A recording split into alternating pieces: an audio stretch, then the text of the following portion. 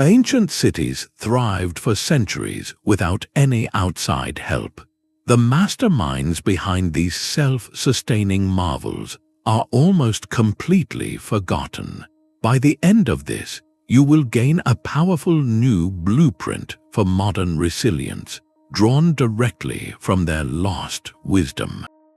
How did entire urban ecosystems function in perfect balance?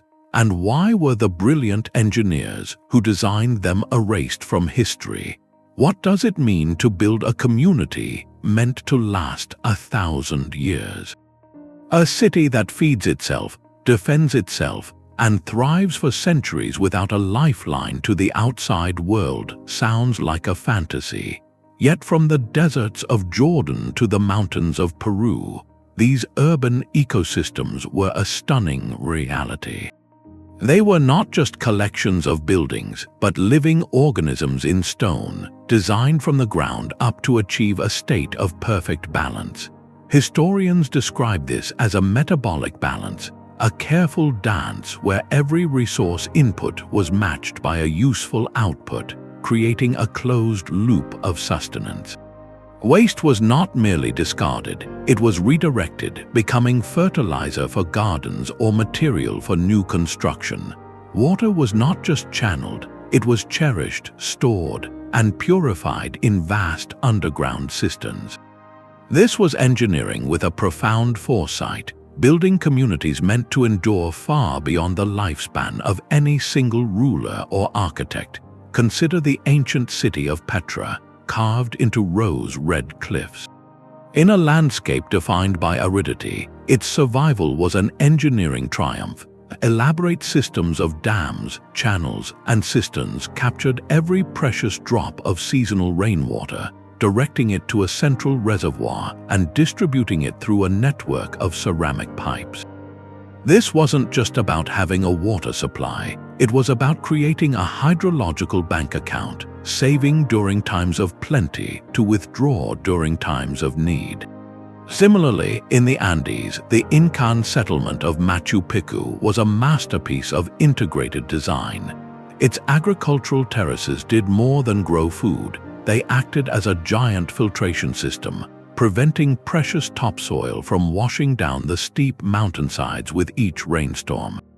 The very layout of the city, with its precisely aligned buildings and ventilation channels, managed microclimates using sunlight and wind for natural heating and cooling. These were cities that thought in cycles, not in straight lines. In medieval European towns, you would often find communal gardens within the walls, and practices where organic waste was composted to enrich the soil of those same gardens. This created a local food web that could withstand a siege or a disrupted trade route. The goal was autonomy, a powerful independence born from understanding that true security comes from within. To walk the streets of such a place was to inhabit a machine for living, every stone and canal placed with intention. What does it mean to build for a 1,000-year future? It means seeing a city not as a possession, but as a legacy, a living system that must maintain its own equilibrium. The genius of this approach is so potent that modern urban planners still look back to these ancient blueprints, searching for clues to solve today's challenges of waste and resource scarcity. But this level of sophistication did not emerge from a vacuum. It was the product of brilliant, deliberate minds. So who were these forgotten architects who could think in centuries and design ecosystems in stone? The answer lies not in a single name, but in a lost tradition of knowledge. Their names are absent from the chronicles, their portraits missing from the palace walls. To understand why, we must step into a world with a profoundly different view of creation. In an age where grand structures were testaments to divine favor or royal power, the master mason who calculated the arch, the hydrologist who mapped the underground spring, was often seen as an instrument of a greater will. Their genius was a service, not a claim to fame. Credit flowed upward to the patron who provided the vision and the resources, whether a pious king or a powerful monastery. The magnificent Gothic cathedrals soared toward heaven in praise of God, not the nameless artisans who perfected the flying buttress. The intricate Qanat tunnels that brought life to Persian deserts were marvels attributed to the wisdom of the empire, not the individual engineers who risked their lives digging them. This was a culture of collective achievement where the community's endurance mattered infinitely more than any single person's legacy. This anonymity was reinforced by practical realities. The knowledge of how to build a self-sustaining city was not held in libraries, but in the hands and minds of guilds. These were close-knit associations of craftsmen, from stonemasons to well-diggers, who guarded their techniques as fiercely as a merchant would guard a spice route. Their methods were trade secrets passed down orally from master to apprentice in a living chain of learning. There were no engineering textbooks, only experience, trial, and a deeply ingrained understanding of local materials and climates. When a guild dissolved or a tradition was interrupted by conflict or migration, that vast repository of practical wisdom could vanish almost overnight. What remained were the silent, functioning structures themselves, standing as monuments to questions we can no longer ask. The historical records that do survive often compound the problem. Medieval chroniclers were typically monks or court scribes, their task to document the glory of God or the victories of their patron. They meticulously recorded battles, treaties, and royal lineages, but the slow, meticulous work of civic engineering rarely made for epic poetry. Why write about the man who designed the sewer when you could celebrate the king who conquered a city? As scholar Lynn White Jr. noted, technological progress in this era was a slow, communal river fed by countless unnamed streams. It was not the story of lone geniuses having eureka moments, but of incremental improvements shared across generations of anonymous builders. This creates a profound gap in our understanding. We can stand in awe of a perfectly preserved underground cistern, but we cannot know the person who first surveyed the land and determined its precise location. We can study the elegant gradient of an aqueduct, but we have lost the story of the surveyor who insisted on that exact angle.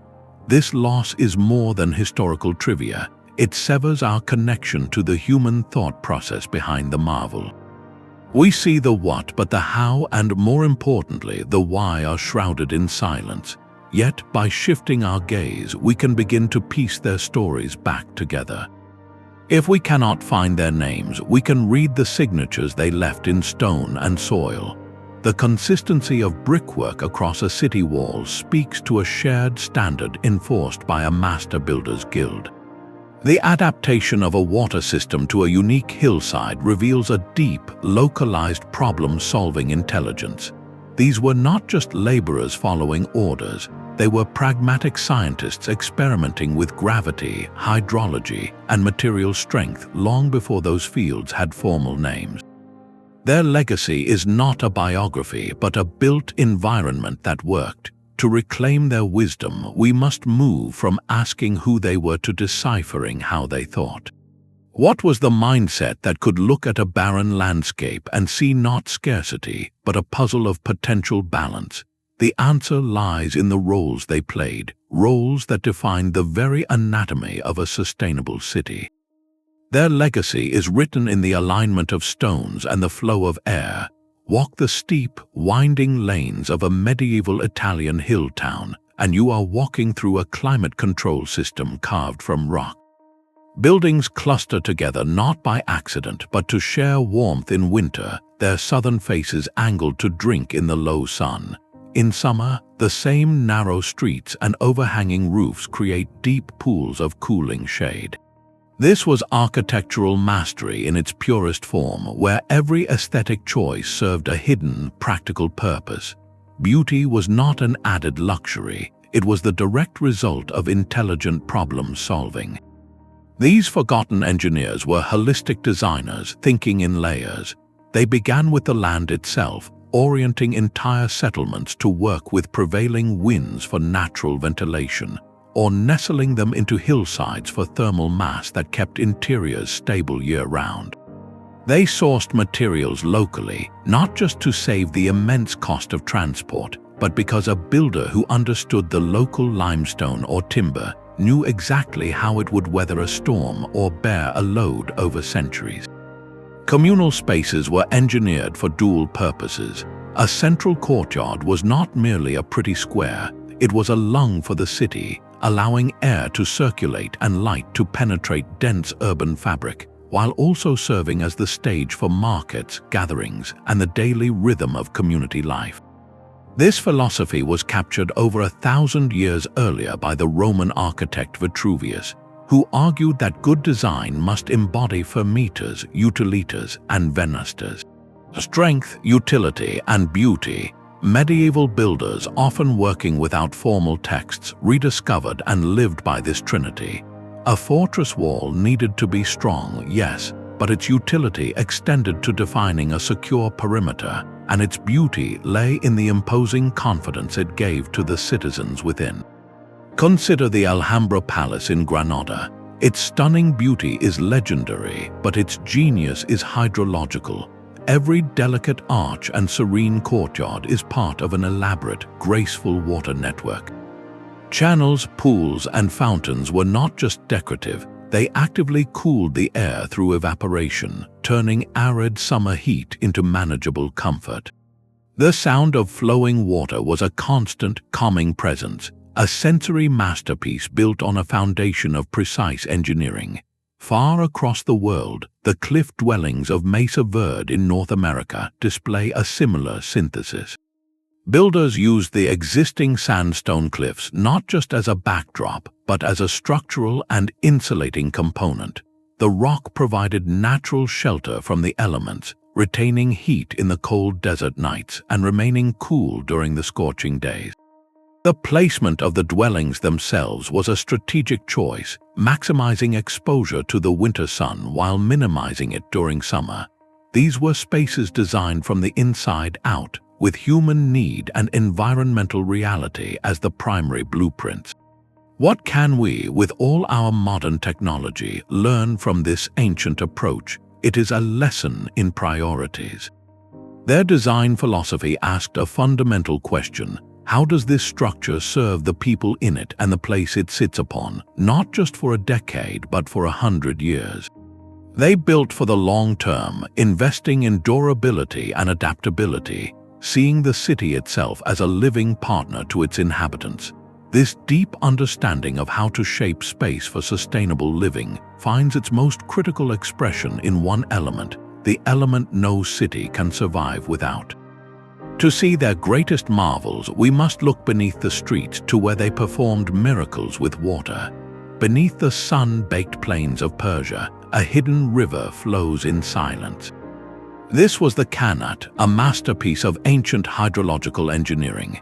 Skilled builders would dig a mother well deep into a water-bearing layer in the foothills, then tunnel a gently sloping channel for miles, sometimes over 50, to bring that precious groundwater to the surface purely through gravity.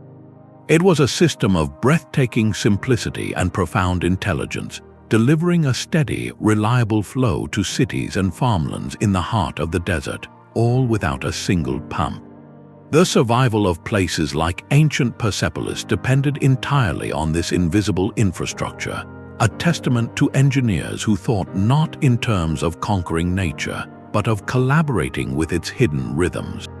Water was the absolute lifeblood of any self-sustaining city, and its management became the highest form of architectural art. Medieval engineers across the world developed methods so sophisticated they essentially mimicked and amplified natural water cycles. In the Byzantine capital of Constantinople, the threat of siege meant water security was paramount. Beneath the city streets, they constructed vast, cathedral-like underground cisterns, such as the famed Basilica Cistern. Supported by forests of recycled marble columns, these caverns could hold millions of gallons of rainwater channeled from aqueducts, creating a strategic reserve that could sustain the population through prolonged droughts or blockades. It was a buried ocean, a civic insurance policy carved from stone. Similarly, in the medieval Islamic world, hydrologists elevated water management to a science. Scholars like Al-Jazari meticulously documented complex water lifting devices, clocks, and automation in his book of knowledge of ingenious mechanical devices. Yet for every named scholar, there were countless unknown artisans who designed the networks that made such inventions practical. Their legacy is in the functioning systems, the gravity-fed aqueducts that used precise, minimal slopes to move water across vast distances with no energy input beyond the initial construction. It is in the rooftop catchments of countless homes in places like Crete or Rajasthan, where every rainstorm was harvested and funneled into personal cisterns. And it is in the advanced sanitation of cities like Mohenjo-Daro, millennia earlier, or medieval Moorish Granada, where covered sewage channels efficiently carried waste away from living areas, often redirecting it to fertilize surrounding agricultural fields. This closed the nutrient loop, turning a potential health hazard into a resource for food production. In Spain, the Moorish acequia networks were more than just irrigation canals. They were legal and social institutions, with water shares and maintenance duties carefully allocated to ensure equitable distribution and community upkeep. They transformed arid valleys into lush, fertile gardens, demonstrating that water management is as much about social organization as it is about engineering. How did they achieve such precision without modern tools? The answer lies in generations of accumulated observation. They were masters of practical geometry and patient trial and error, using simple sighting rods and water levels to achieve gradients that still baffle modern engineers with their accuracy. Their principle was one of stewardship, not exploitation. They designed for the long-term health of the watershed, understanding that a city's fate was irrevocably tied to its relationship with water. This deep, ecological intuition, developed long before the formal science existed, offers a powerful lesson as we face our own contemporary shortages. It teaches us to see water not as a commodity to be consumed, but as a cyclical gift to be carefully guided, stored, and respected within the community. With this life-giving element secured, the city's architects faced their next monumental task, transforming secured water and limited land into a reliable food supply for thousands. This demanded a different kind of genius, one that turned walls and rooftops into fertile ground. The monastery garden was a living blueprint for survival. Within the protective walls of a medieval cloister, you would find not just rows of vegetables, but a meticulously orchestrated symphony of life. Raised beds grew medicinal herbs alongside staple crops, fruit trees provided shade and sustenance, and nearby fish ponds created a closed loop where nutrient-rich water from the ponds irrigated the gardens and plant waste could feed the fish. This was not a hobby, it was a highly efficient, symbiotic ecosystem engineered for maximum yield and resilience. It represented a fundamental truth of the self-sustaining city, that food security could not be an external concern. It had to be woven directly into the urban fabric. The planners who embedded this wisdom into city layouts are largely nameless, but their vision is etched into the land itself. In the steep hills of Yemen or the Peruvian Andes, they sculpted mountainsides into vast agricultural terraces. These were not simple steps, they were complex feats of civil engineering, designed to prevent erosion, capture rainwater, and create microclimates that allowed different crops to flourish at varying altitudes. They turned previously unusable slopes into fertile, productive landscapes, a testament to the ingenuity of turning limitation into abundance. Within the towns themselves, this integration took more intimate forms. Across medieval Europe, the burgage plot was a standard feature, a long, narrow strip of land behind a house granted to a townsperson. This was not merely a backyard, it was a vital household farm, a private plot where families grew their own vegetables, kept small livestock, and secured a degree of food independence. It meant that even an urban craftsman or merchant had a direct hand in their own sustenance, blurring the line between city dweller and farmer. This philosophy found profound expression in the scholarly work of figures like Ibn al-Awwam in 12th century Andalusia, who wrote exhaustive manuals on soil science, grafting, and irrigation. Yet the true application of this knowledge was in the hands of the uncredited planners who laid out irrigation channels to serve entire neighborhoods, or who zoned communal garden spaces within the defensive walls. What does it mean to design a city where every citizen has access to fresh produce? It fosters a profound sense of community resilience and social equity. When food production is a visible, integrated part of daily life, it reduces vulnerability to failed harvests or blocked trade routes. It promotes public health through consistent nutrition, and it creates a shared responsibility for the land that sustains everyone. The legendary Hanging Gardens of Babylon, whether fully historical or partly myth, endure as the ultimate symbol of this aspiration, a vision of nature and architecture fused into one thriving entity. These forgotten engineers viewed cities not as consumers of resources, but as productive landscapes. They understood that true sustainability required closing the loop, where every output became a potential input. This holistic thinking inevitably led them to confront what most societies simply discard, transforming the very concept of waste into the foundation for new growth. A city that produces no waste is a city that cannot be starved. In the narrow alleys of a medieval town, what we might dismiss as trash was seen as a vital resource in a carefully managed cycle. Animal manure, kitchen scraps, and ash from the hearth were not problems to be removed, but ingredients to be collected. This material was transformed into rich compost for the gardens just beyond the city walls, or pressed into bricks for fuel. It was a practical, closed-loop economy that kept the streets cleaner and the soil more fertile, turning potential pollution into productivity. The engineers who designed the systems to make this possible were public health pioneers whose names are lost to us, yet their infrastructure shaped daily life.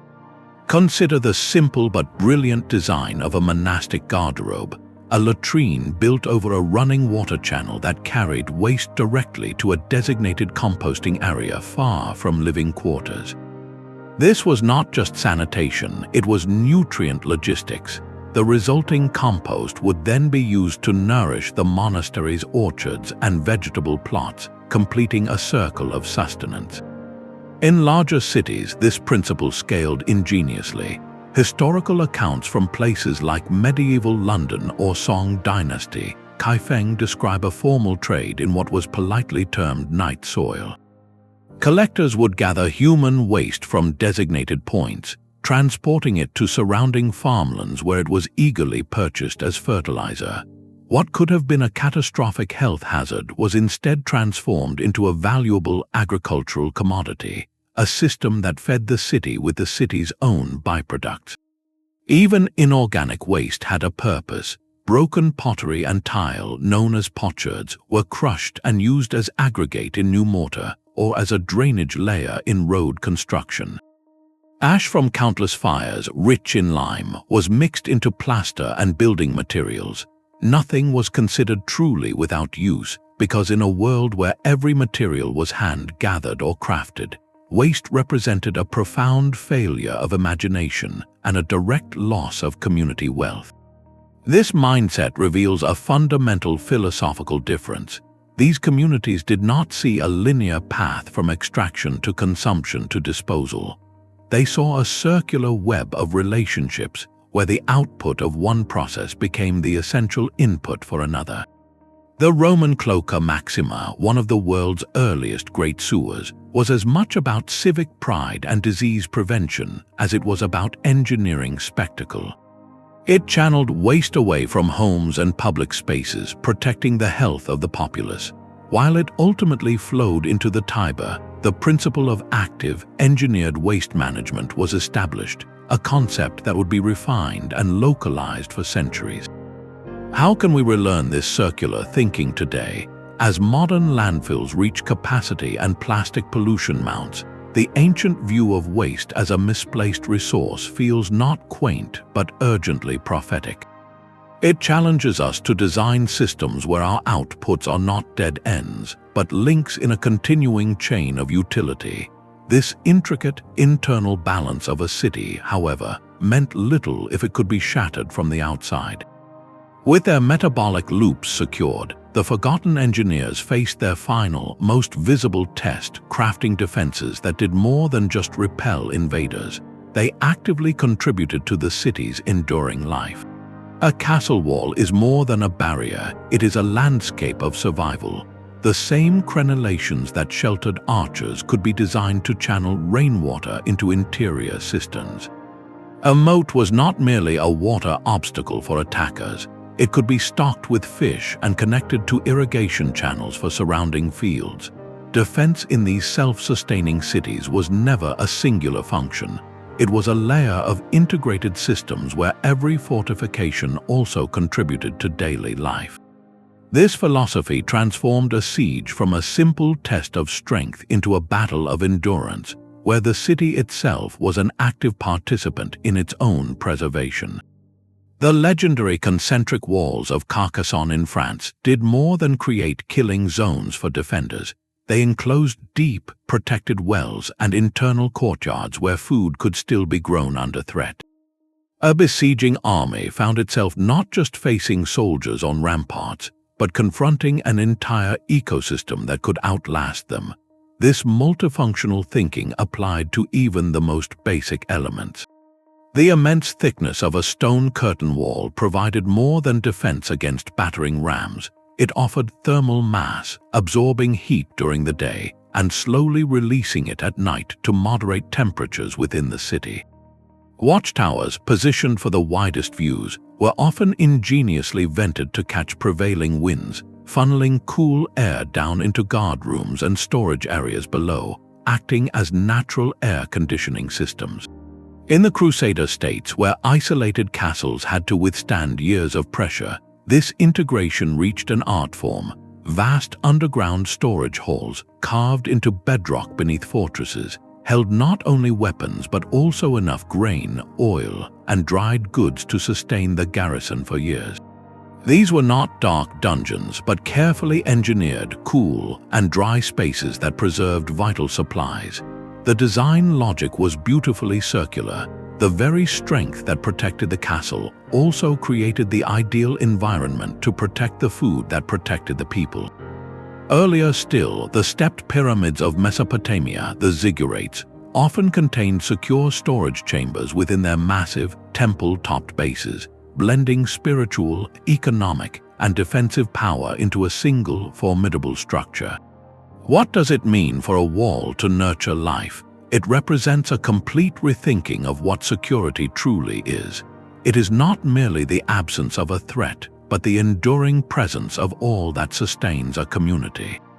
The French military engineer Vauban, centuries later, would be celebrated for his star-shaped fortresses, but he stood on the shoulders of countless unnamed masters who understood that the best defense is a city that can feed, water, and care for its own.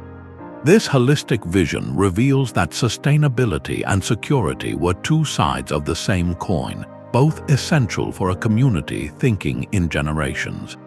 Yet, stone and water alone could not guarantee a city's longevity. The most brilliant infrastructure in the world is useless without the human cooperation to maintain it. The final and perhaps most fragile masterpiece of these forgotten engineers was not made of brick but of trust. The true foundation of a resilient city is not stone but trust. Within the dimly lit guild halls of a medieval town, you would find the social architecture that made every physical marvel possible. Master masons, carpenters, and waterworkers gathered under strict, self-enforced codes of conduct, swearing oaths to share knowledge, maintain quality, and train the next generation.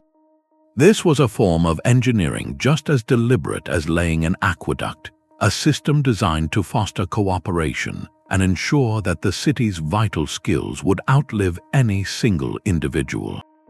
The forgotten planners understood that a self-sustaining city required more than clever hydraulics. It needed a social framework where equity and shared responsibility were built into daily life. While philosophers like Al-Farabi wrote treatises on ideal cities, the practical work of weaving this social fabric was done by unnamed organizers. They implemented communal labor systems that bound a community to its own upkeep. In feudal societies, this took the form of corvée labor, where citizens contributed a set number of days each year to maintain roads, walls, and canals. In the Islamic world, the Waqf, a charitable endowment, provided a perpetual trust to fund and maintain public fountains, baths, and schools. These were not taxes extracted by a distant ruler, but direct investments in communal infrastructure, creating a tangible link between personal effort and public good.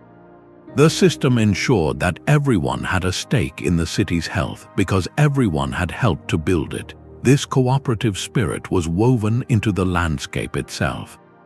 Common lands were set aside for communal grazing and forestry, preventing resource hoarding and ensuring all citizens had access to essential materials.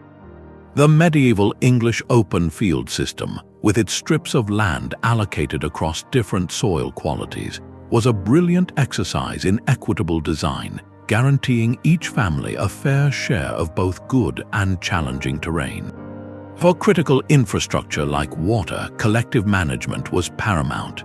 In Byzantine cities, water committees composed of local elders oversaw the aqueducts, allocating flow times to different neighborhoods to prevent conflict and ensure no one was left without. This was engineering applied to human behavior, creating rules and rhythms that turned a scarce resource into a shared covenant. Public space was designed with the same intentional social purpose. A central market square was not an empty plaza, it was the civic heart engineered for encounter. Its open design facilitated trade, yes, but also the exchange of news, the arbitration of disputes, and the celebration of festivals. The physical layout encouraged mixing and dialogue, strengthening the invisible bonds of community that were as vital to survival as any granary. How can we revive such collaborative models in our more individualistic age?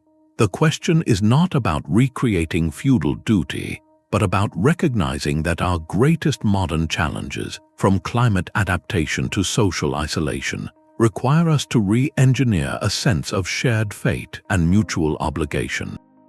The legacy of these social architects teaches us that resilience is, at its core, a collective project. With this intricate social cohesion established, the city faced its ultimate test of time, the fragile task of preserving the knowledge that made all of this possible. The silent stones and flowing water held their secrets, but how could the understanding behind them be passed intact to those who would come next? The silent, working city was a testament to knowledge that had not been forgotten. This was the final, most delicate layer of their design, the transmission of understanding itself. In a candlelit scriptorium, a monk's quill scratches across parchment, carefully tracing the geometry of a water wheel or the cross-section of an arch. He is not the inventor, but a bridge. His work, a painstaking copy of a copy, ensures that a solution to a flooding problem or a method for mixing stronger mortar does not vanish when the old master passes. This fragile chain of copying and teaching was the true lifeline of the self-sustaining city, an intellectual infrastructure as vital as any aqueduct. Knowledge lived in two parallel streams. The first was the living, breathing tradition of the guilds. A young apprentice did not learn from a textbook, but by watching, by feeling the stone, by mixing the lime mortar under his master's exacting eye. Skills were passed down through demonstration and correction, a continuous oral and practical lineage that could stretch back centuries. The master builder's lodge at a site like Strasbourg Cathedral kept its own lodgebooks, filled with cryptic sketches, ratios, and templates for cutting complex stones. These were not for public display, but internal manuals, ensuring that the cathedral's vision could survive the decades or even centuries of its construction, regardless of which craftsmen came and went. The second stream was the written word, often flowing from scholarly circles. Figures like Isidore of Seville in the 7th century compiled vast encyclopedias that sought to preserve all worldly knowledge, including agriculture, architecture, and mechanics. Centuries later, in the Islamic Golden Age, the Banu Musa brothers authored the Book of Ingenious Devices, a spectacular collection of automated machines and engineering marvels. Yet these texts often recorded ideas whose original authors were already anonymous. The scholar compiled, but the innovator who first devised the self-trimming lamp or the intricate water clock remained a shadowy figure. The true custodians were the unnamed masters who took these ideas from parchment and made them function in the real world. This system of transmission was a powerful brake against technological regression. A Persian engineer designing a new palace garden could consult centuries-old pattern books that detailed the precise angles for shade providing arbors or the most efficient layouts for irrigation channels. He was not starting from scratch, but standing on a pyramid of accumulated trial and error. This shared repository allowed for gradual, cumulative improvement. A better crane design noted in a German sketchbook might, through trade and travel, inspire a modification in an English stonemason's technique a generation later. Progress was slow, communal, and deeply resilient because it was distributed across countless minds and manuscripts, but this chain was perpetually fragile. When a guild dissolved due to political unrest, or when a monastery library was scattered, entire libraries of practical wisdom could evaporate.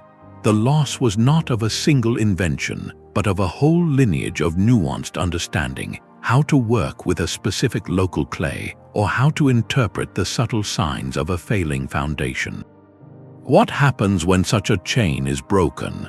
We see it in the historical record as periods of puzzling technological decline, where later structures seem cruder than earlier ones, not for lack of ambition, but because the connective tissue of know-how had been severed. This reflection forces a crucial question for our own time. We generate more data than ever, but are we building true lineages of practical, sustainable wisdom that can outlive our current technologies? The medieval model teaches that preserving innovation is not just about filing patents, but about nurturing living communities of practice and maintaining accessible, practical records of what works. Yet, for all these efforts at preservation, some of the most brilliant minds chose a different path. They wrapped their greatest insights in secrecy, guarding them so closely that their full genius remains just beyond our grasp, locked inside structures that continue to whisper riddles across the centuries. The most enduring secrets are not hidden in locked chests but displayed in plain sight. Stand before the colossal, zigzagging walls of Sacsayhuaman in Peru, and your fingers will find no gap between the stones. These giant blocks, some weighing over 100 tons, are fitted together with a precision that seems to defy the bronze tools we credit to the era. The joints are so tight that, as the saying goes, not even a blade of grass can slip between them. This is not crude monumentalism. It is a whisper of a sophisticated engineering method, a complete system of quarrying, transporting, and fitting that has faded into silence. We see the staggering result, but the process, the clever tricks of leverage and measurement, vanished with the culture that perfected it. This phenomenon repeats across the world, in the self-sustaining cities we have been exploring. They are filled with elements that quietly defy our easy explanations, suggesting these forgotten engineers possessed insights we are still struggling to grasp. Consider the mundane miracle of Roman concrete. Structures like the Pantheon, with its vast unsupported dome, have endured for 2 millennia, while many modern concrete constructions crumble after decades. The secret was a specific recipe, often involving volcanic ash from the region of Pozzuoli, which created a chemical reaction that actually strengthens the material over time, especially in contact with seawater. Yet the full knowledge of its formulation and mixing was lost in the early medieval period, a casualty of fading imperial infrastructure and the dispersal of specialized guilds. For centuries, builders could not replicate its durability. Similarly, in the deserts of Iran, the ancient wind catchers of Yazd stand as silent, elegant sentinels. These tall, chimney-like towers capture even the faintest breeze, funneling cool air down into the heart of buildings below, while simultaneously drawing warm air up and out. They are masterpieces of passive climate control, designed through an intimate understanding of fluid dynamics and local wind patterns that was never formally written down, only passed from builder to builder until that chain was broken. Then there are the fagaras of the Sahara, vast underground galleries that tap into distant aquifers and guide water for miles across the desert with a gravity-fed slope so precise it still functions today. Who were the surveyors who, without lasers or transits, calculated that perfect, life-giving gradient across such distances? Their names are swallowed by the desert sands. In Byzantine palaces, historians describe astonishing automated devices, throne rooms where mechanical lions roared and birds sang, powered by hidden hydraulic systems and counterweights. The scholar David Hatcher Childress and others have catalogued these enigmas, from the acoustic properties of Greek amphitheaters that project a whisper to the highest seat, to the apparent anti-seismic foundations of some Japanese pagodas that sway rather than shatter. These are not necessarily evidence of lost super technology, but rather of a profound, accumulated wisdom of materials and natural forces, a kind of tactile science that was deeply embedded in craft traditions. What do these unexplained feats teach us? They reveal the limits of our historical understanding, reminding us that our linear narrative of progress is incomplete. Great leaps of practical genius have been made, forgotten, and had to be painfully relearned. The loss is rarely from a single cataclysm, but from the slow erosion of specialized communities, the loss of a language of making, or the decision by a guild to guard its secrets too closely until the last master passed without an heir. This invites a humbling reflection. Our own civilization is built on a digital archive we believe to be permanent, but the true test of knowledge is whether it remains alive in practice, in the hands of those who understand not just the what, but the why. These silent marvels challenge our arrogance, suggesting that sustainable innovation might not always mean inventing something new, but sometimes recovering a profound old understanding of balance and durability. To move from admiring these isolated secrets to comprehending their full power, we must see them woven together in action. We must visit a place where all these principles converged, where water, stone, food, and social trust were orchestrated into a symphony of survival against the odds. The Sick of Petra is not just a gateway, it is a meticulously engineered watercourse.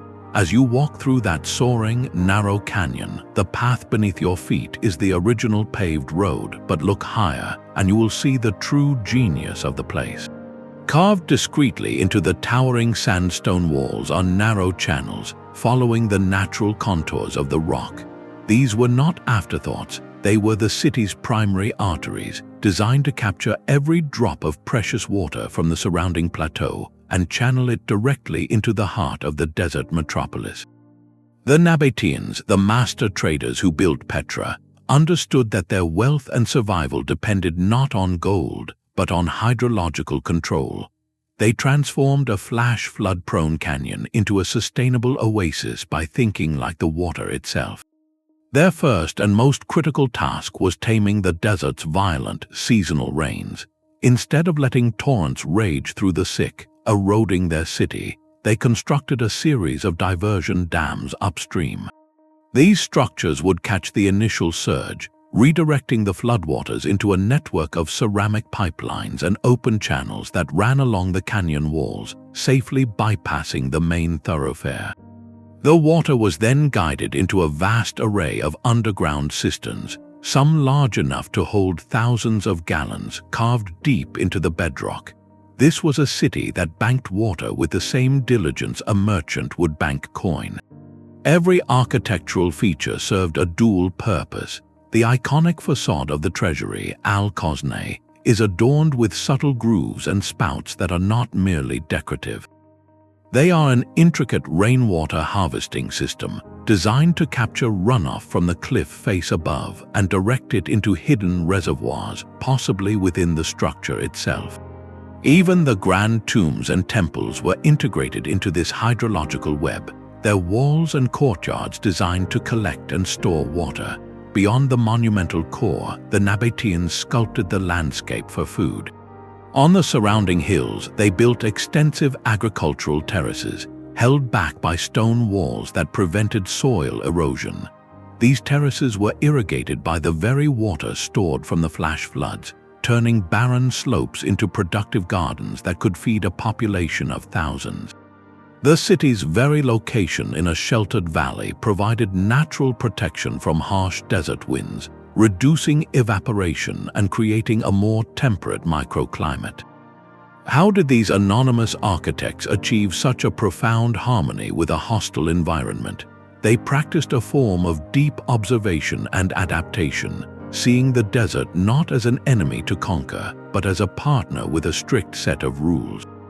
They listened to the land, learning its rhythms of scarcity and sudden abundance, and designed their entire urban ecosystem to work within those cycles. The legacy of Petra's engineers is not a list of names, but a landscape that thrived for centuries as a crossroads of civilization, all because it could sustain itself. While kings like Aretas IV are remembered in inscriptions, the true rulers of Petra were the hydrologists who mapped the watershed and the masons who carved the channels.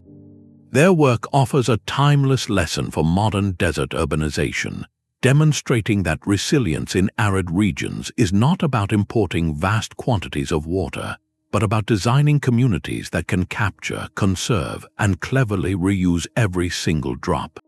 It is a blueprint written in sandstone and water, proving that sustainability is the ultimate form of architectural intelligence. From this desert masterpiece of stored abundance, we journey to a very different environment where the challenge was not scarcity, but isolation and a delicate, finite ecosystem. While Petra mastered water through capture and storage, an earlier city perfected its distribution and removal. The streets of Mohenjo-Daro were laid out with a ruler's precision, a perfect grid of baked brick that hummed with an invisible pulse. Beneath those orderly lanes, a hidden network of covered drains channeled wastewater away from every single household, converging into larger brick-lined sewers that emptied beyond the city walls.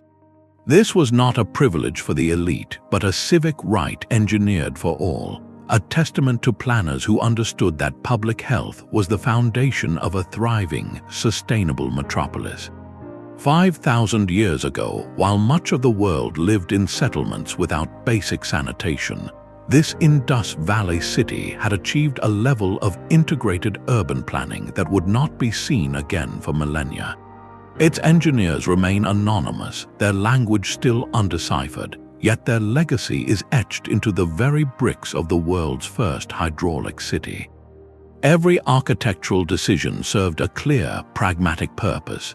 The widespread use of baked brick rather than sun-dried mud was a revolutionary choice for durability, specifically to withstand the annual floods of the Indus River.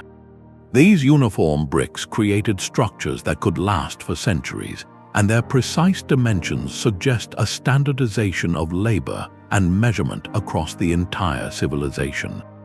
The city's orientation was another subtle masterstroke, with major streets aligned to catch the prevailing winds, providing natural ventilation and cooling in the intense heat. This was urban design thinking holistically about climate, health, and community welfare on a staggering scale. the most iconic symbol of this hydraulic genius is the Great Bath.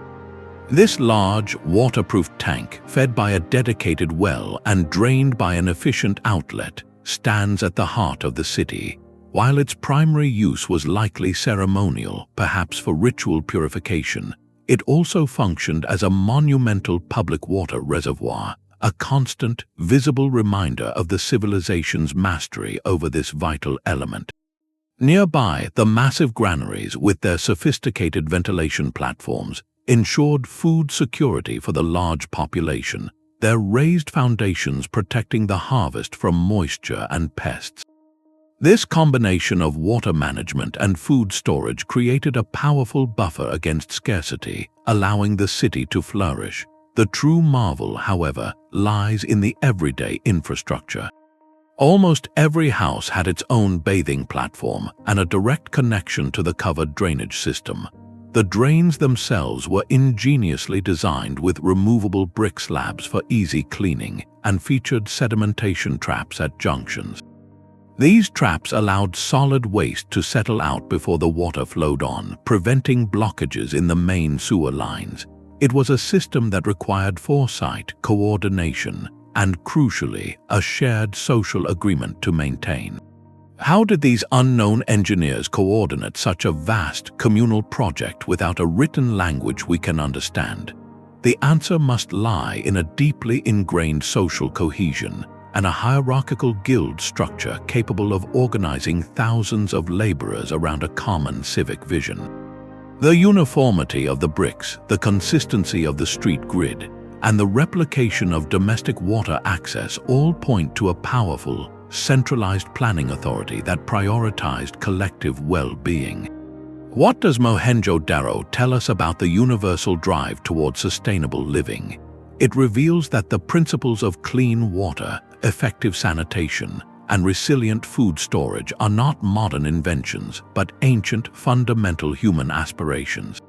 This city demonstrates that large-scale sustainability is possible when engineering is placed in service of public health, and when the community agrees to uphold the systems that protect it. Its silent, grid-like streets pose a quiet challenge to our own era, asking if we, with all our technology, can match the foresight of those who, 5 millennia ago, believed every citizen deserved a clean home and a safe water supply. This early blueprint for urban harmony would later find a powerful echo in a medieval city that became a living library, where engineering knowledge from across the known world was gathered, translated, and built into a lasting monument to interconnected wisdom. Constantinople's water sang a hidden symphony beneath the cobblestones, while the city above teemed with merchants, scholars, and soldiers. A parallel, liquid city thrived in the darkness below, a labyrinth of channels and caverns holding the empire's most precious secret. This was not a single reservoir, but a decentralized network of hundreds of underground cisterns, from small neighborhood tanks to vast, cathedral-like spaces like the Basilica Cistern, with its forest of recycled marble columns rising from still, dark water. This system transformed the city into a hydrological fortress, enabling it to withstand sieges that lasted for years and droughts that would have crippled lesser metropolises. The scale was almost unimaginable, supporting a population that historians estimate reached several 100,000 at its peak, all through a principle of brilliant redundancy. The lifeline began far beyond the mighty Theodosian walls, a web of aqueducts, the most famous being the Valens Aqueduct, stretched over 250 miles into the Thracian countryside, tapping into pure springs and mountain streams. Gravity did all the work, guiding the water along a meticulously calculated downward slope across valleys and plains. Once it reached the city, the real engineering artistry began. The water was channeled into a primary distribution center, and from there, a hierarchy of lead and clay pipes branched out like arteries, feeding public baths, imperial palaces, and most importantly, those countless subterranean storage chambers. The cisterns were the masterstroke. By storing water underground, the engineers solved two critical problems: evaporation under the hot Mediterranean sun was eliminated, and the cool, stable environment prevented algal growth and contamination, preserving water quality for months or even years. This was long-term thinking made manifest, a civic savings account with liquid assets. While Emperor Justinian's name is forever linked to the grandeur of projects like the Basilica Cistern, the hydraulic experts who made it possible are shadows. These were the surveyors who calculated the aqueduct's imperceptible grade across miles of rugged terrain, the masons who sealed the cistern vaults to be watertight for centuries, and the endless teams of maintainers who cleared silt from channels and repaired pipes. Their work ensured equity as public fountains placed throughout the city guaranteed that every social class, from the wealthiest senator to the poorest vendor, had access to clean water. This was a powerful social stabilizer, a direct investment in public health and civic peace. Sanitation kept pace with covered channels directing wastewater safely out to the sea, preventing the outbreaks of illness that plagued other medieval cities. How did they balance such colossal scale with the precision needed for a functioning system? The answer lies in modular, decentralized design. If one aqueduct channel was damaged by an earthquake or cut by an enemy, other channels and, crucially, the full cisterns could sustain the city. No single point of failure could cause collapse. This is a profound lesson for modern megacities often dependent on a few vulnerable central sources. Constantinople's resilience came from storing water in hundreds of locations beneath the neighborhoods that used it, creating local resilience that added up to unbreakable city-wide strength. The foresight embedded in this network speaks to a philosophy of governance that viewed infrastructure not as a cost, but as the very bedrock of civilization. It allowed the heart of the Byzantine Empire to beat steadily through crises that toppled other powers, its endurance literally underpinned by the forgotten engineers who understood that true power flows with water. This technical mastery did not remain locked within the city's walls, however. It became a coveted blueprint, its principles carried by traders, scholars, and conquerors along the vibrant trade routes that connected continents, seeding ideas that would blossom in surprising and distant lands. A caravan moves along the Silk Road, its cargo more precious than silk or spice. Hidden among the bales are scrolls not of philosophy but of practical geometry, detailing the precise slope of a Persian Qanat or the interlocking joinery of a Chinese bridge. This was the true treasure traded between empires, a silent, global conversation in stone and water that shaped the self-sustaining cities we admire. The most resilient urban designs were rarely born in isolation. They were the brilliant children of cross-cultural marriage, where an engineer in Moorish Spain might study a Byzantine aqueduct manual and adapt its principles to the arid hills of Granada. These anonymous masters were the world's first open-source innovators, taking a good idea from one continent and refining it for another, their names erased by the very universality of their work. The mechanisms of this exchange were as practical as the engineering itself. Conquests and trade routes acted as involuntary universities, moving skilled laborers across vast distances. When a Persian master mason was taken to Samarkand, or a Chinese hydraulic expert found himself in Baghdad, they carried a living library of techniques in their hands.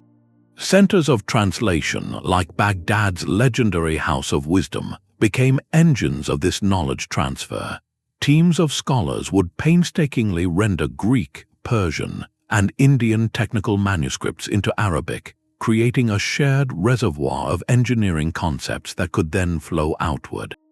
The travel writings of figures like Ibn Battuta are invaluable because they catalogue the technological wonders he witnessed, from the ventilated houses of Yemen to the massive harbors of China, offering a snapshot of this global portfolio of ideas.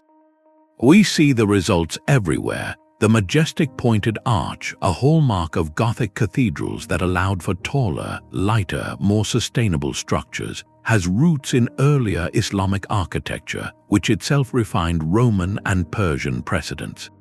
The wind-catching towers of Yazd in Iran share a fundamental principle with the natural ventilation systems found in traditional architecture in Egypt and North Africa, suggesting a shared understanding of fluid dynamics that traveled with merchants and scholars.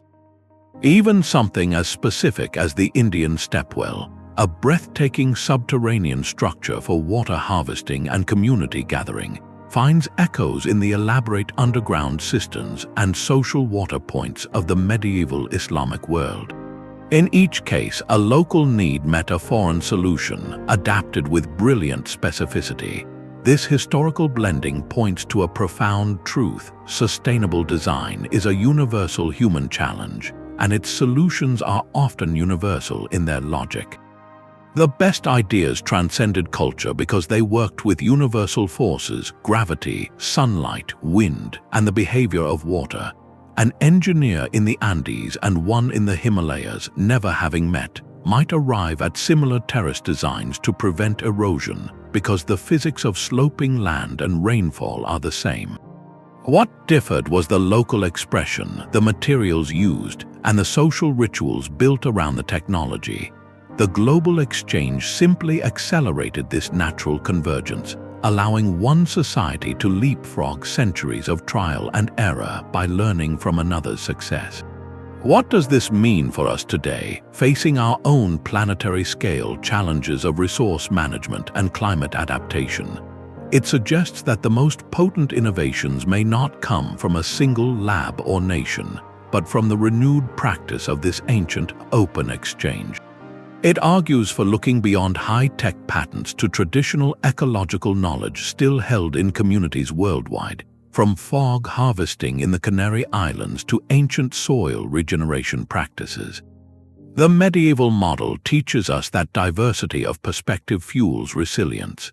A city designed by people who have seen how water is managed in deserts, in mountains, and in floodplains will be far more adaptable than one born from a single, isolated tradition. Our modern connectedness gives us a tool for exchange those ancient caravans could never dream of, yet we often silo our problem solving. The forgotten engineers remind us that the blueprint for a sustainable future is a collective, global text written in the language of working solutions. Yet for all this vibrant exchange, so many of these brilliant, adapted techniques did not endure. The channels of knowledge, once so robust, eventually ran dry. Why would such hard-won, universally valuable wisdom ever be allowed to fade from memory? A perfectly balanced city can unravel in a single generation. The silent aqueduct, once a lifeline, becomes a crumbling monument to forgotten priorities. This is the quiet tragedy of sustainable engineering. Its decline rarely a story of technological failure, but of human choices. When political power fractured in post-Roman Europe, the intricate systems that fed and watered cities lost their central authority and funding. No one person decided to abandon the aqueducts, but as maintenance guilds disbanded and knowledge fragmented, a slow decay set in. Communal gardens, once vital to a town's food security, were often privatized during periods of enclosure, their shared bounty fenced off for individual profit. The very social contract that upheld the circular economy was rewritten, prioritizing private accumulation over public resilience. The engineers who understood the systems were not proven wrong. They were simply rendered obsolete by a new set of values that favored immediate extraction over long-term stewardship. Historians like Jared Diamond have analyzed how environmental pressures and societal overreach can contribute to such declines, but the on-the-ground reality was often a cascade of smaller, interconnected shifts. A changing climate could prolong a drought, straining water reserves. A devastating epidemic like the Black Death could decimate the population, leaving too few skilled workers to maintain the miles of irrigation channels or repair the complex roof catchments. The knowledge itself didn't vanish overnight, but the community of practice needed to enact it slowly dissolved. In North America, the remarkable cliff dwellings of the ancestral Pueblones, often called the Anasazi, stand empty not because their design was flawed, but because a prolonged period of drought, combined with possible resource depletion and social tensions, eventually made their carefully engineered habitat unsustainable. The environment they had mastered so brilliantly shifted beyond the parameters their systems could handle. Similarly, the magnificent Roman aqueducts across Europe did not fail because they were poorly built. Their enduring ruins prove the opposite. They fell into disuse because the centralized imperial state that funded their upkeep collapsed, and the local social and economic structures that emerged in its wake no longer prioritized that scale of communal investment. The later Industrial Revolution introduced a more profound disruption, replacing circular, local systems with linear, extractive ones. New technologies powered by coal and steam promised immense short-term gains, but they also created pollution and waste streams that ancient metabolic city designs could not absorb. The focus shifted from harmonizing with local ecosystems to dominating and consuming them, with waste cast away as an externality rather than a resource. What does this historical pattern of abandonment tell us about our own modern sustainability projects? It serves as a sobering reminder that the most brilliant engineering is fragile without an enduring cultural commitment to maintain it. It warns that systems built for the long term are vulnerable to short-term political and economic pressures, to ideologies that discount the future, and to social fragmentation that severs the link between community and infrastructure. The lesson is not that sustainability is impossible, but that it is a continuous practice, not a one-time achievement.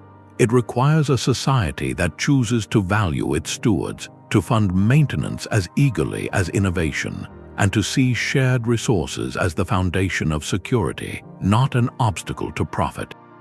This recognition of fragility makes the survival of their ideas all the more remarkable, for even in decline, the old blueprints were never fully erased.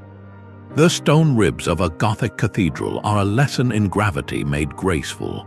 Those soaring vaults and delicate stained glass windows seem to defy physics, but their true genius lies in a hidden conversation with the environment. The iconic flying buttress, that stone arm reaching out from the wall, does more than support immense height. It acts as a sophisticated water management system.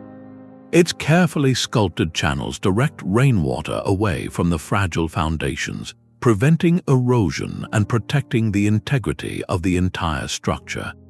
This was architecture as a living system where every element, no matter how spiritual its purpose, also served a vital, practical role in the building's long-term survival. Builders like Villard de Honnecourt, whose sketchbook survives as a rare glimpse into the medieval mind, were not inventing from nothing. They were inheritors, applying principles of load distribution and material efficiency passed down through generations of nameless masons. Their cathedrals became the ultimate expression of sustainable engineering on a monumental scale, a sacred machine built to last a millennium. These structures achieved sustainability through an elegant synthesis of form and function. The vast expanses of stained glass did more than tell biblical stories in light. They acted as a sophisticated climate buffer. The colored panes filtered and moderated sunlight, reducing heat gain in summer while allowing precious warmth to penetrate in winter, creating a more stable interior environment for large congregations. The very layout of the cathedral, with its labyrinthine floor plans for processions and its spacious naves, was designed to facilitate communal gathering, strengthening the social fabric that was essential for maintaining such a complex civic project. Furthermore, the use of local stone quarries was not merely a convenience, it was a principle of ecological economy. Transporting stone over long distances was incredibly costly and energy-intensive in the medieval world, so using materials from nearby sources dramatically reduced the environmental footprint of construction, embedding the building within its regional landscape. This holistic vision was upheld by the Mason guilds, the direct descendants of those earlier, anonymous engineering traditions. Within their lodges, geometric secrets for ensuring stability were guarded and passed down. Techniques for calculating the thrust of an arch or the optimal curve of a vault were not abstract mathematics, but practical knowledge for survival, ensuring these stone forests would stand through centuries of storms and settling. The integration of nature was literal, as seen in the cloister garden at the heart of monastic complexes. These were not just peaceful retreats for meditation, they were functional spaces for growing food and medicinal herbs, a direct continuation of the ancient principle that a community must feed and heal itself. Even the orientation of the churches carried meaning and utility, often aligned with solar paths so that on specific feast days, sunlight would illuminate the altar in a dramatic display, blending symbolic resonance with an intuitive understanding of solar geometry. Chartres Cathedral stands as a profound example of this multifunctional design. Its famous labyrinth embedded in the floor served as a spiritual tool for contemplative walking, but the cathedral itself was a community hub with clear resource functions. A deep well within its precincts provided water, and the cathedral square hosted markets and gatherings, making it the beating heart of the town's economic and social life. On a larger scale, great monastic complexes like Cluny in France were essentially self-sustaining cities, integrating agriculture, industry, education, and worship into a single, resilient organism. They operated mills, workshops, scriptoria, and vast farmlands, embodying the ethos of self-sufficiency within a spiritual framework. How did these religious edifices carry forward the ancient ethos of self-sufficiency? They demonstrated that sustainability could be woven into the very purpose of a place, that caring for a community's physical and environmental needs was not separate from caring for its spiritual heart. For secular architecture today, the lesson is profound. It challenges us to design buildings that are not just shelters, but active participants in their ecosystems. It asks us to consider how our structures manage water and light, how they foster community interaction, and how they source materials in harmony with their locale. The Gothic cathedral shows that sustainable engineering transcends mere utility, embedding resilience and foresight into cultural and spiritual life, creating legacies that endure not just in stone, but in the lasting wisdom of their design. This historical foundation, this deep archive of integrated thinking, is not a relic.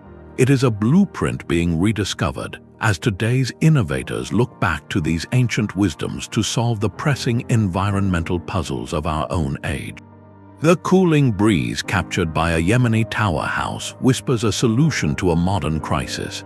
Today's most forward-thinking architects and urban planners are not just looking to the future for answers, they are turning the pages of history, studying the silent, enduring logic of places built for permanence.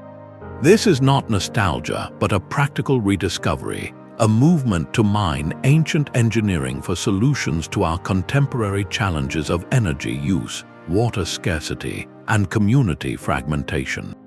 Fields like biomimicry and sustainable urbanism are leading this charge, where researchers meticulously analyze archaeological findings to extract timeless principles, then reimagine them with modern materials and computational design. The goal is profound: to build cities that function less like machines that consume and more like ecosystems that endure. Consider the work of pioneers like the Egyptian architect Hassan Fathi. In the mid-20th century, he championed a revival of traditional mud brick construction, designing beautiful, affordable villages that used ancient passive cooling techniques to create comfort without electricity. While Fathi's name is remembered, the original inspirations, the unnamed engineers of ancient adobe cities across the Middle East and Africa, are finally receiving a form of indirect recognition. Their enduring ideas are being validated by physics and necessity. We see this application everywhere. In permaculture design, the elegant logic of ancient water harvesting, from Roman impluviums to Andean amunas, is being deployed to recharge aquifers and green arid landscapes. Green architecture now regularly incorporates the principle of thermal mass, learned from the thick walls of Roman villas and Mediterranean farmhouses, to naturally stabilize indoor temperatures year-round. Furthermore, urban planners are looking back to the compact, walkable layouts of medieval towns as a powerful antidote to sprawling, car-dependent suburbs. These human-scale designs inherently reduce carbon footprints and foster the kind of street-level interaction that algorithms cannot replicate. On a larger scale, ambitious projects like Masdar City in the United Arab Emirates explicitly draw on historical technology, using modern interpretations of the Persian Bajir, the wind-catching tower, to cool public spaces. Meanwhile, eco-villages and co-housing communities worldwide are consciously emulating the communal land use models and shared resource management of medieval commons, seeking to rebuild the social trust that makes practical sustainability possible. Yet significant barriers remain to weaving these time-tested approaches into the fabric of mainstream urban planning. Modern building codes, often designed for industrialized materials and centralized systems, can unintentionally outlaw traditional, resilient techniques. The economic models that drive large-scale development frequently prioritize rapid construction and immediate salability over long-term durability and operational savings. Perhaps the deepest challenge is a cultural one, a shift from seeing progress as a linear march toward the new, to understanding it as a cyclical return to wisdom, where the best innovations may already exist, patiently waiting in our shared past. This rediscovery forces an essential ethical question. How do we properly credit these contributions when their creators are lost to history? We honor them not by naming a patent after them, but by embodying their holistic vision, by building with the same deep respect for limits and cycles that they mastered. Their legacy is not a set of instructions but a mindset, a way of seeing the world where every resource is part of a circle, and every design is a pact with the future. A museum label asks us to see beyond the king. It describes not only the monarch who commissioned a magnificent aqueduct, but the guild of masons who calculated its gradient, the laborers who laid its stones, and the community that maintained it for generations. This simple act of inclusive storytelling is a quiet revolution in how we record human achievement, challenging the centuries-old habit of crediting only the patron at the pinnacle of power. As we work to reclaim the stories of these forgotten engineers, we step into a complex ethical landscape where the desire to honor the past must be carefully balanced with respect for its true contours. The impulse is noble to correct a historical omission and give voice to those erased by time. Yet the execution requires immense care, a commitment to avoid the twin pitfalls of cultural appropriation and imposing our modern values on societies that operated with a profoundly different sense of self and credit. Historians like Dr. Alice Roberts champion this more inclusive approach, but the path is paved with fragmentary evidence and difficult questions. How do we accurately represent individuals when no written record of their names exists? The answer often lies in shifting our language from the singular to the collective.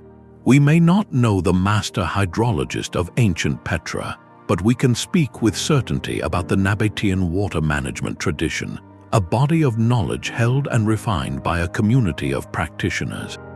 This moves credit from a hypothetical lone genius to the living, collaborative intelligence of a culture. It respects knowledge systems that were often oral and experiential, passed down through demonstration and practice rather than published treatises. This ethical reframing is actively reshaping projects in the present. Consider the ongoing care of the Inca Trail network in Peru. Restoration efforts now routinely involve consultation with descendant communities, whose traditional knowledge of masonry and landscape management is recognized as a vital source of insight, equal in importance to archaeological data. Similarly, academic studies of medieval cathedrals increasingly describe the work of the lodge or the workshop collective, analyzing the stylistic fingerprints of different teams of masons rather than searching for a single mythical architect. This is not about diminishing the role of brilliant individuals, but about placing them within the essential ecosystem that made their work possible. The challenge is to avoid romanticizing this past while still learning from it. We must acknowledge the hardships and social inequalities of these eras, not paint them as utopias. The goal is not to lionize the anonymous stonemason, but to understand his world and the systems of knowledge he participated in, recognizing that his practical genius was as consequential to his society as the political maneuvers of his ruler. This process is about historical justice, a more equitable accounting of the forces that actually built our world. It encourages a humbler, more holistic view of innovation itself, seeing it as a slow, communal river rather than a series of isolated flashes. What responsibility do we now hold toward these legacies? It is a duty of thoughtful interpretation, to ensure their contributions are woven into our educational narratives and public discourses. It means visiting a castle and wondering aloud about the quarrymen, or looking at a centuries-old bridge and considering the carpenters who formed its trusses. This ethical reflection transforms history from a static record of facts into a living conversation about value, memory, and credit. By choosing to see the collective ingenuity in the stones around us, we do more than correct the past. We begin to build a future that better honors the many hands and minds upon which every civilization truly rests. The blueprint for a resilient city can be found in the minutes of a planning meeting. Picture a municipal debate where officials are not just discussing new pipes, but redesigning an entire neighborhood's water metabolism, inspired by the simple ingenuity of a Roman insula. In those ancient apartment blocks, wastewater from sinks and baths was not flushed away but often redirected to flush latrines or irrigate nearby gardens, a closed loop that conserved a precious resource.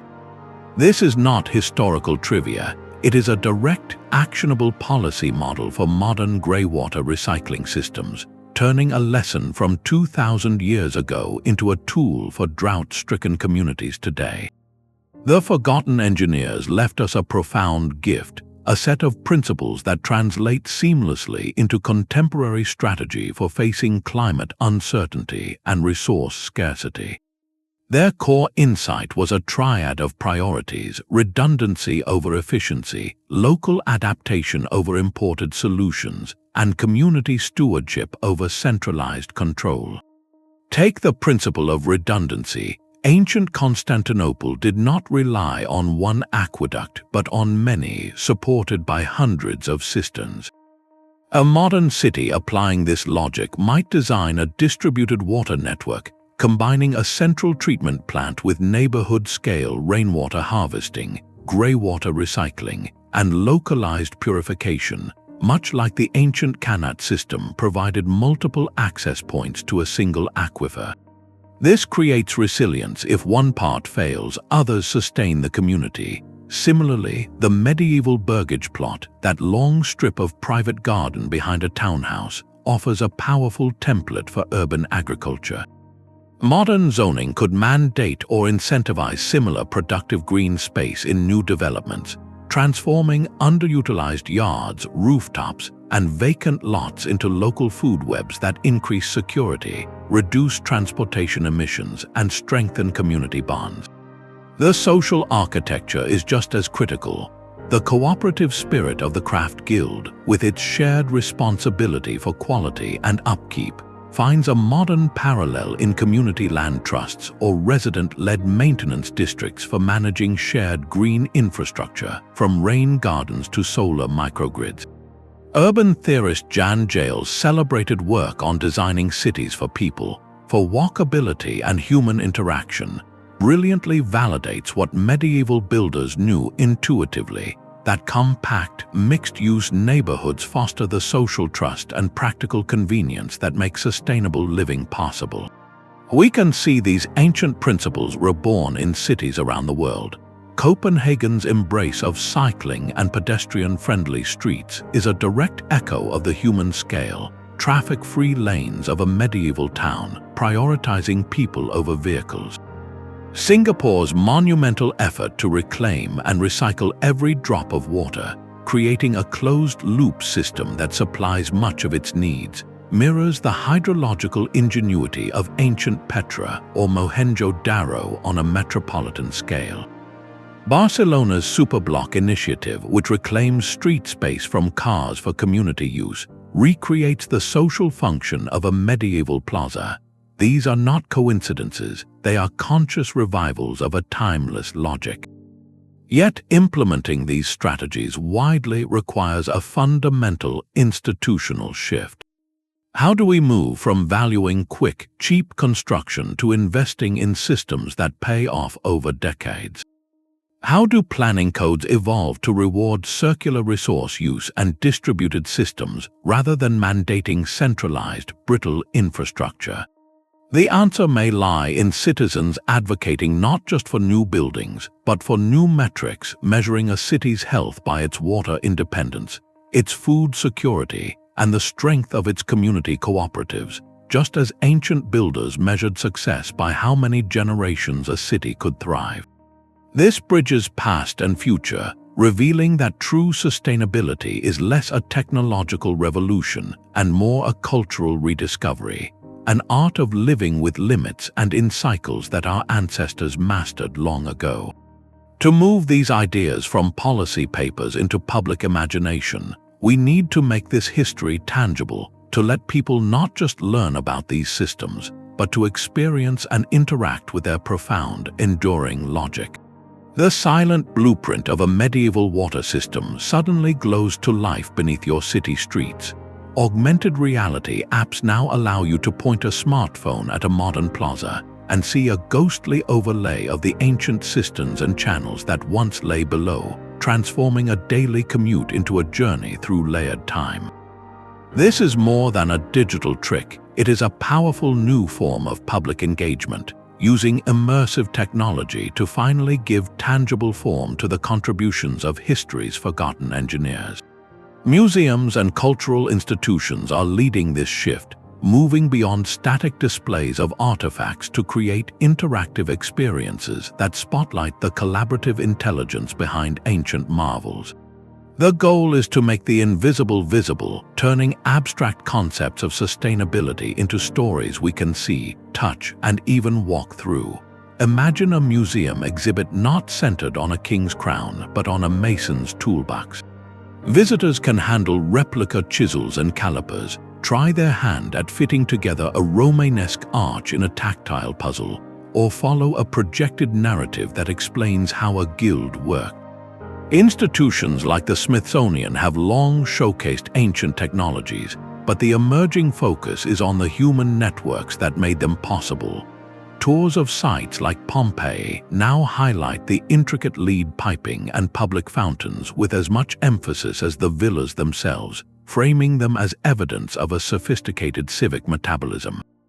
Digital projects such as the Rome Reborn simulation let users freely explore a fully reconstructed ancient city, diving into the Basilica of Maxentius to understand its acoustics or flying alongside the Aqua Claudia to trace its path across the countryside. These tools democratize access, allowing anyone with a computer to become an explorer of historical engineering. The impact of this immersive storytelling is profound. When a child uses virtual reality to stand beside a digital craftsman carving a Gothic gargoyle, or when a student interacts with a 3D model of a Qanat to see how gravity feeds water through the desert, history stops being a list of dates and becomes a series of solvable problems. Educational programs built around these principles teach hands-on skills like dry stone walling or rainwater channel design, connecting past practices directly to present-day sustainability challenges. They foster a deep appreciation not for a lone genius, but for the collective, iterative genius that built civilizations. This approach sparks a crucial curiosity. It encourages us to look at our own surroundings and ask, what hidden systems sustain my city, and who are the modern equivalents of those anonymous maintainers? How can these engagement strategies shape our future? They transform history from a closed book into an open workshop. By making the wisdom of ancient engineers accessible and awe-inspiring, we plant seeds for the next generation of innovators. A teenager amazed by the passive cooling of a wind catcher in a digital exhibit might grow up to design energy-efficient buildings. A community that learns about medieval commons through an interactive game might be inspired to start a neighborhood land trust. The power lies in storytelling that emphasizes process over product, collaboration over conquest, and legacy over fame. These digital and physical experiences do not just preserve the past, they activate it, turning ancient insights into a living resource for building more resilient, thoughtful communities. The final step in this reclamation is to look forward, to see how these timeless principles, now revived and shared, could fundamentally reshape the very idea of a city in the century to come. A smart city in 2050 might not announce itself with flying cars, but with the quiet hum of an AI learning from a 2,000-year-old water network. Its central intelligence could manage a web of neighborhood microgrids, each one a self-contained power and water unit, echoing the decentralized cistern system of ancient Petra. This is not a retreat from technology, but its most sophisticated application, a future where data analytics and renewable energy are guided by the ancient principle of distributed resilience. The goal is a hybrid city, one that marries the deep time wisdom of metabolic balance with the precision tools of the digital age, creating urban ecosystems that are both intelligent and inherently sustainable. Imagine building materials that are not just strong but alive, infused with bacteria that mimic the self-healing properties found in certain Roman mortars, sealing their own cracks.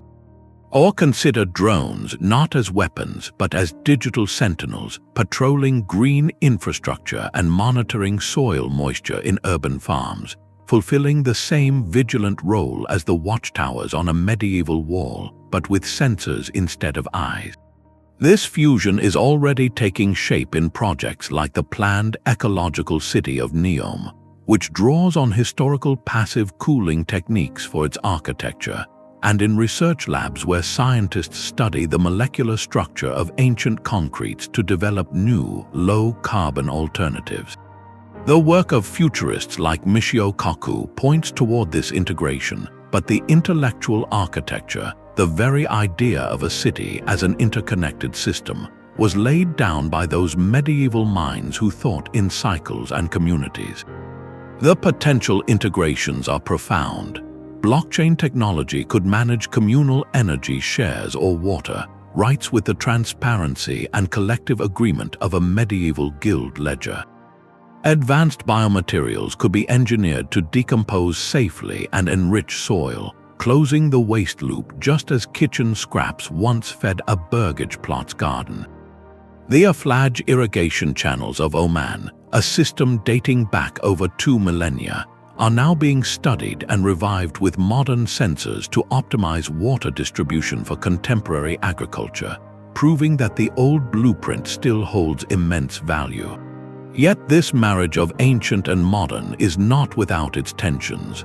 What ethical questions arise when a low-tech, accessible solution is reborn as a high-tech, potentially expensive system? There is a risk that such advanced hybrid models could deepen existing inequalities, becoming amenities for wealthy enclaves rather than foundations for whole communities. The challenge is to deploy these fused technologies with the same ethos of equity that guided the public fountains of Constantinople or the shared common lands of a medieval village. It demands that innovation be directed not just toward efficiency, but toward justice, ensuring that the resilience built is collective, This forward-looking vision reveals a beautiful continuity. It suggests that human creativity, when aimed at survival and harmony, follows a spiral rather than a straight line, returning to core principles with new tools in hand. The forgotten engineers did not have satellites or artificial intelligence, but they possessed a systems-thinking mindset that our most advanced software now seeks to emulate. Their greatest legacy, therefore, may not be any single aqueduct or terrace, but a timeless template for adaptability, a proof that the most enduring solutions arise from observing nature, respecting limits, and designing for the community as a whole. As we consolidate these insights, a final, unifying pattern comes into focus, one that ties every stone channel and guild hall into a single, powerful message for our time. That stonemason's choice of a local rock was a quiet declaration of philosophy. He saw the quarry not as a resource to be emptied, but as a partner in a lasting relationship. Every stone chosen for its grain and strength, every timber cut from a managed forest, reflected a core belief that human creation should weave itself into the existing tapestry of the land, not tear through it. This was the mindset of the forgotten engineer, a worldview built on harmony over domination. Their goal was not to impose a grand, inflexible design upon a place, but to listen to it, to understand its whispers of wind, water, and soil, and to craft a settlement that amplified the landscape's own logic for living. This stands in stark contrast to the extractive models that often define modern development, where efficiency and speed can override long-term resilience. The forgotten engineer asked a different set of questions. Not how fast can we build this, but how long can it last? Not how much can we take, but how can we give back to the cycle? Their work embodied an intergenerational pact, a promise to those not yet born that the community would endure. We see echoes of this philosophy in structured thought, like the Rule of Saint Benedict, which emphasized stability, self-sufficiency, and care for the tools and land of the monastery as sacred duties. Yet for every Benedict writing a rule, there were thousands of unnamed masons, thatchers, and well-diggers who lived that rule in their calloused hands, applying it to the grain of wood and the flow of a spring. Their approach was characterized by a deep, patient observation.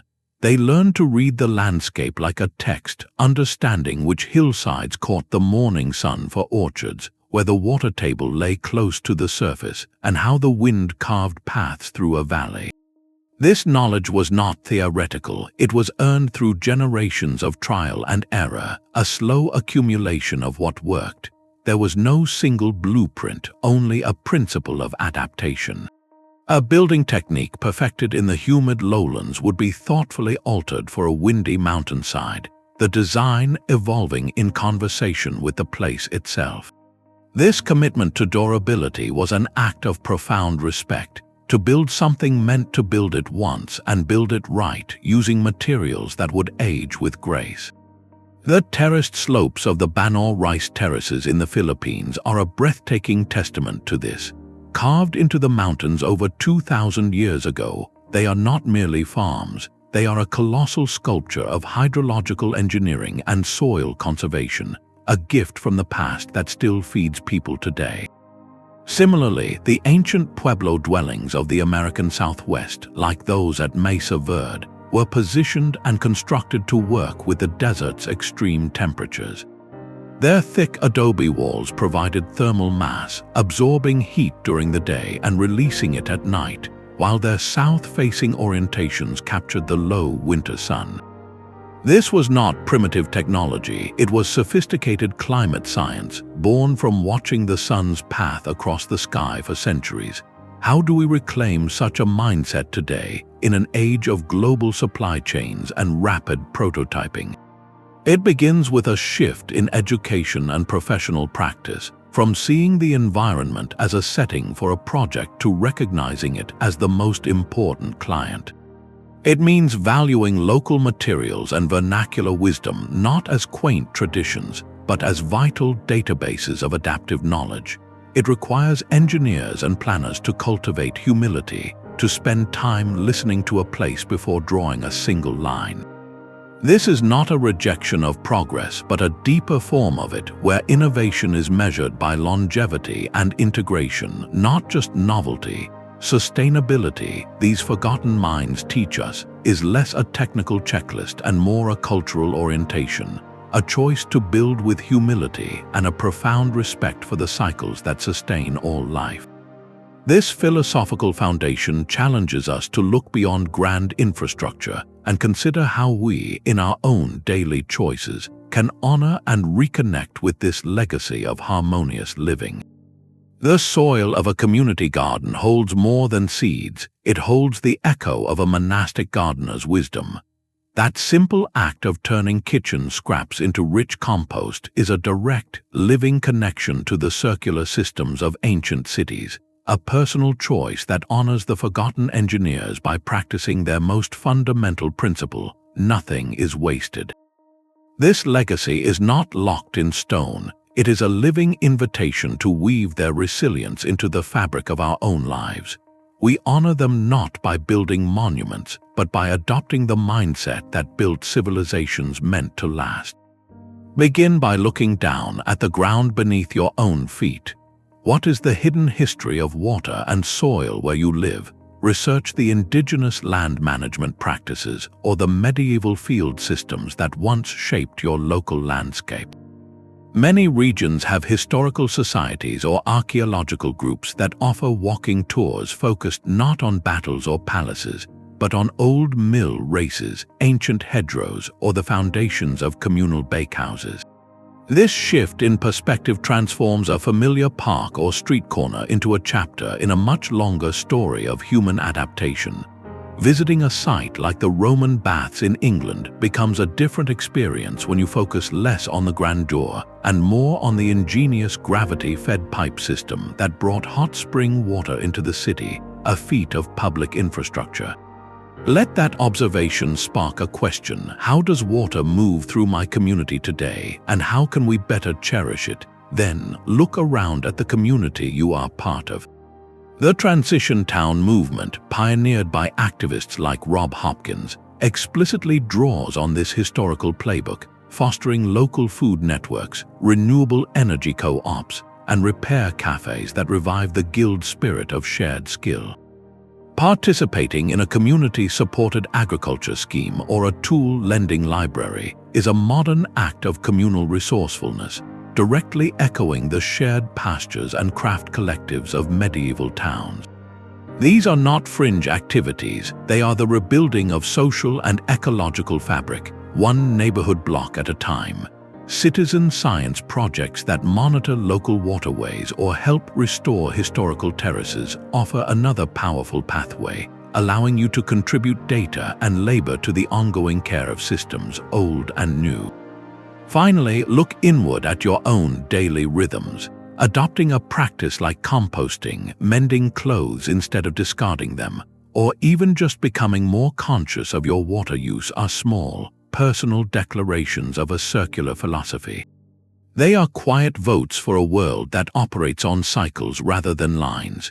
When you choose to repair a beloved item at a repair cafe, you are participating in a ritual older than any cathedral, affirming that value lasts longer than novelty.